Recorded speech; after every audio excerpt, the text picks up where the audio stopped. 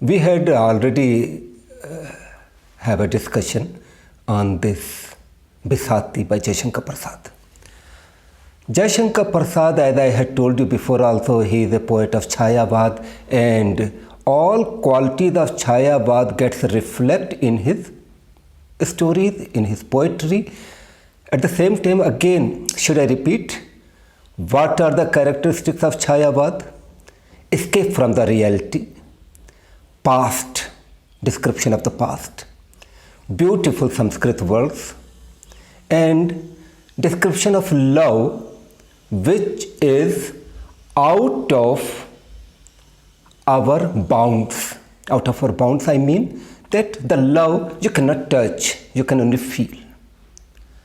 Now, just opposite to Jaishankar Prasad, we are coming to another story writer, Premchand, Munshi Premchand, Hindi के कथा सम्राट, उपन्यास सम्राट, जिन्होंने हिंदी को उंगली पकड़कर चलना सिखलाया, जिन्होंने अपने लेखन के द्वारा हिंदी को विश्व स्तर पर स्थापित कर दिया।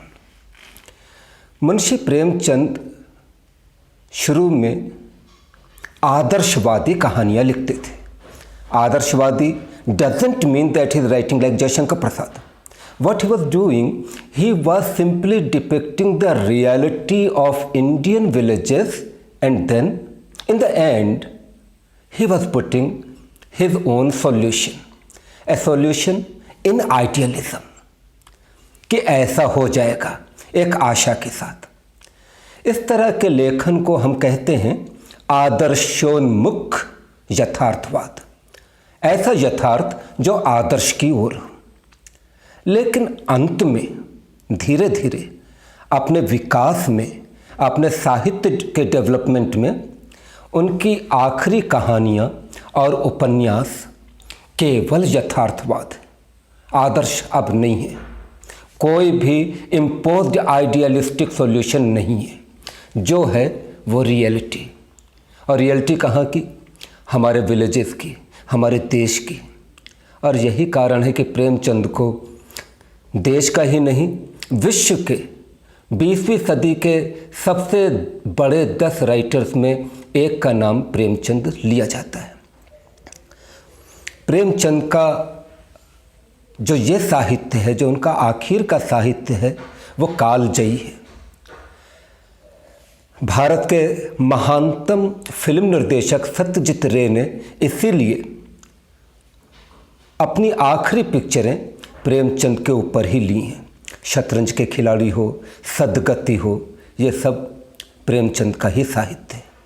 ओके, तो आज हम डिस्कस करने जा रहे हैं प्रेमचंद की कहानी पूस की रात। पूस की रात एक यथार्थवादी कहानी है। First let me tell you a brief summary of the story. एक किसान है, उसका नाम हल्कू है। Halku means very light, but on the country he is a very heavily built person, लंबा चौड़ा एक आदमी है।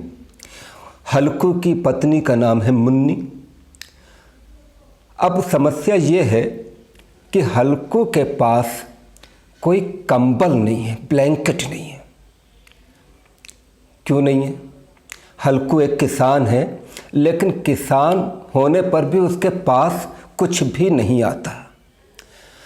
हल्कू के पास जो कंबल है वो उसके दादा का है। पहले पिता ओढ़ते थे, फिर हल्कू ओढ़ता है। कंबल में सैकड़ों छेद हैं, होल्स हैं। किसी तरह से वो कंबल ओढ़ता है और थोड़े थोड़े पैसे उसने बचाए हैं किसी तरह 3 रुपए कि 3 रुपए में वो एक कंबल खरीदेगा। लेकिन बाहर सहना नाम का एक मनी लेंडर खड़ा है।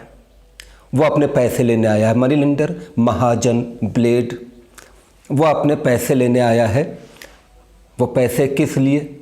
कभी हल्कू ने उससे 50 पैसे या कुछ लिए होंगे, जो पलिशा, इंटरेस्ट, सूद करते करते बढ़ता जा रहा है। और इस गरीब किसान के पास उसे देने को कुछ नहीं। हल्कू अपनी पत्नी मुन्नी से कहता है कि इसको ये पैसे दे दो। मुन्नी कहती है फिर तुम्हारा कंबल कैसे आएगा? हल्कू कहता है उसको पैसा दे दो वरना गालियाँ खानी पड़ेंगी। मुन्नी भी वास्तविकता जानती है। मुन्नी जानती है कि एक हिंदुस्तानी किसान का सर्वाइवल बहुत कठिन है। वो जाके वो रुपए सहना को दे देती है और कहानी का फर्स्ट पार्ट यहीं पे ख़त्म हो जाता है। सेकंड पार्ट, पूस की रात। पूस विंटर, जाड़ों की रात है। हल्कू के पास थोड़े खेत हैं और उन खेतों की रक्षा करने के लिए हल्कू को वहाँ पर रहना है। बहुत अधिक ठंड है, ऐसी ठंड जो हड्डियों के अंदर घुस जाए। उस ठंड में हल्कू चुपचाप बैठा है अपने एक कुत्ते के साथ में जिसका नाम झबरा है। झबरा बहुत गंदा है, उसके शरीर से दुर्गंध आ रही है, फाउल स्मेल आ रही है, लेकिन हल्कू उस कुत्ते को अपनी गोद में बैठा लेता है। झबरा को ऐसा लगता है कि उसको स्वर्ग मिल गया। झबरा हल्कू के मुंह से मुंह लगाकर बैठा है और हल्कू उसे दबाए हुए बैठा है। हल्कू को लगता है कि ये ठंड आज मार डालेगी। वो पहले एक चिलम पीता है। चिलम तुमको ऐसे नहीं समझ में आएगा, जस्ट लाइक ए सिगरेट। एक सिगरेट पीता है, फिर भी ठंड नहीं जाती। थोड़ी देर में एक और पीता है, ठंड नहीं जा रही। आखिर में वो उठ जाता है। पास में एक आमों का बाग है, मैंगो ऑर्चर्ड है।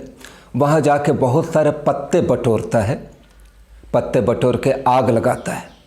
अचानक हल्कू को लगता है कि उसको विजय मिल गई, प्रकृति पर विजय मिल गई। कहाँ है ठंड? सब तरफ सुंदर मौसम है, गर्मी है। हल्कू झबरा के साथ खेलने लगता है। आग के गोले में, आग के चक्र में झबरा को इधर से उधर कूदने का सर्कस, जैसे just like a circus. They are happy, they are playing, they are enjoying. But after some time what happens? Suddenly the fire, there is now no fire. It is only ash. Jhabra has run away because Jhabra has heard the sound of animals who are grazing the crop, who are destroying the crop. हल्कू से नहीं उठा जाता। हल्कू वहीं late जाता है। हल्कू एक दो बार झबरा को बुलाने की कोशिश करता है, लेकिन आखिर में नींद के वश में ही फॉल्स अस्लीप। सुबह होती है, देखता है कि उसकी पत्नी मुन्नी रो रही है और दिखाती है कि पूरा खेत नष्ट हो गया, जानवरों ने सब कुछ खा लिया। झबरा भी एक और लेटा, उदास दुखी लेटा हुआ है, लेकिन हल्कू खुश है। आज हल्कू के चेहरे पर प्रसन्नता है।